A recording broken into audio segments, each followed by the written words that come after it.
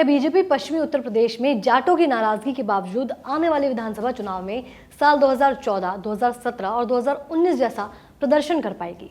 ये एक ऐसा सवाल है जिसका जवाब तलाशना बीजेपी के लिए दिनों दिन मुश्किल होता जा रहा है। 5 सितंबर को मुजफ्फरनगर में किसान महापंचायत के आयोजन के बाद से परिस्थितियां तेजी से बदल रही हैं। इस महापंचायत में किसान नेताओं ने खुलकर बीजेपी की आलोचना की थी, जिसके बाद से बीजेपी चुनाव के दौरान जाट बहुल इलाकों में होने वाले संभावित नुकसान की भरपाई करने का रास्ता तलाश रही है। इसी सिलसिले में सीएम योगी आदित्यनाथ बुधवार से पश्चिमी उत्तर प्रदेश में बिजनौर, शामली और दादरी का दौरा कर सकते हैं। जानकारी के मुताबिक उन्होंने 21 सितंबर को बिजनौर में एक मेडिकल कॉलेज का शिलान्यास किया और शामली का दौरा करते हुए ऊंचा गुर्जरपुर गांव में एक पीसी कैंप का फायरिंग रेंज का शिलान्यास किया। जिसके बाद 22 सितंबर को यानी आज वो दादरी में सम्राट मिहिर भोज की प्रतिमा का उन्होंने अनावरण किया।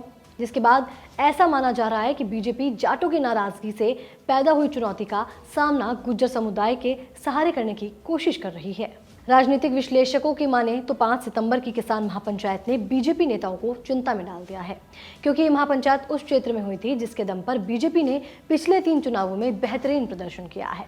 वहीं साल 2013 से पहले तक इस क्षेत्र में राष्ट्रीय लोकदल सशक्त स्थिति में था, लेकिन 2013 में हुए मुजफ्फरनगर दंगों के बाद इस क्षेत्र के राजनीतिक समीकरणों में भारी बदलाव देखा गया। साथ ही साल 2012 के चुनाव में बीजेपी ने पश्चिमी उत्तर प्रदेश की कुल 38 सीटों पर जीत हासिल की थी, लेकिन दंगों के बाद बदले राजनीतिक माहौल की वजह से साल 2014 के आम चुनावों में बीजेपी ने क्लीन स्वीप किया था। जिसके बाद साल 2017 में हुए विधानसभा चुनाव में भी बीजेपी ने 88 सीटों पर जीत हासिल की। 2019 में भी इस क्षेत्र में बीजेपी ने अच्छा प्रदर्शन किया। इस क्षेत्र की राजनीति को बेहद करीब से समझने वाले वरिष्ठ पत्रकार का कहना है कि दंगों से पहले तक यहाँ चौधरी अजीत सिंह की पार्टी आरएलडी का बोलबाला था, लेकिन दंगों से पहले सपा सरकार की पश्चिमी उत्तर प्रदेश के प्रति बेरुख और सांप्रदायिक ध्रुवीकरण का सबसे ज्यादा फायदा बीजेपी को मिला। 2014 के चुनावों में बीजेपी ने इस क्षेत्र में बेहतरीन प्रदर्शन किया, जिसके बाद साल 2017 और 2019 के चुनाव में बीजेपी को जाट समुदाय का समर्थन मिला, लेकिन इस बार जाट समुदाय बीजेपी से नाराज नजर आ रहा है।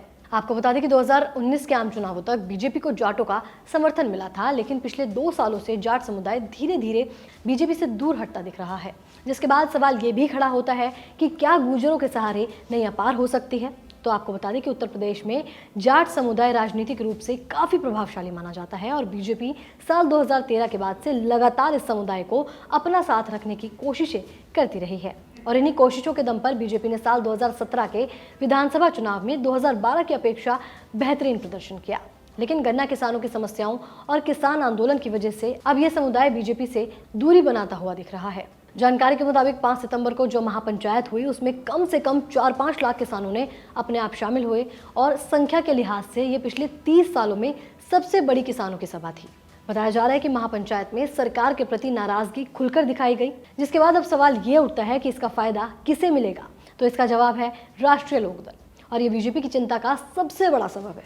साथ ही एक सवाल और भी उठता है कि बीजेपी अपनी इस चिंता के निदान के लिए क्या कर सकती है, जिसके बाद राजनीतिक हलकों में कयास लगाया जा रहा है कि सीएम योगी इसी समस्या का हल निकालने के लिए गुज्जर बाहुल्य क्षेत्रों का दौरा कर रहे हैं, क्योंकि पश्चिमी उत्तर प्रदेश में गुज्जर जाटों के बाद दूसरा राजनीतिक रूप से प्रभावशाली समुदाय माना जाता है, जिसका प्रभाव सहारनपुर से लेकर गौतम बुद्ध नगर तक है। वहीं सीटों के लिहाज से देखा जाए तो सहारनपुर में गंगो, शामली में कैरना और मेरठ मुजफ्फरनगर क्षेत्र में हस्तिनापुर और खतौली, बागपत और लोनी और गौतम बुद्ध नगर और दादरी गुज्जर बाहुल्य इलाके हैं।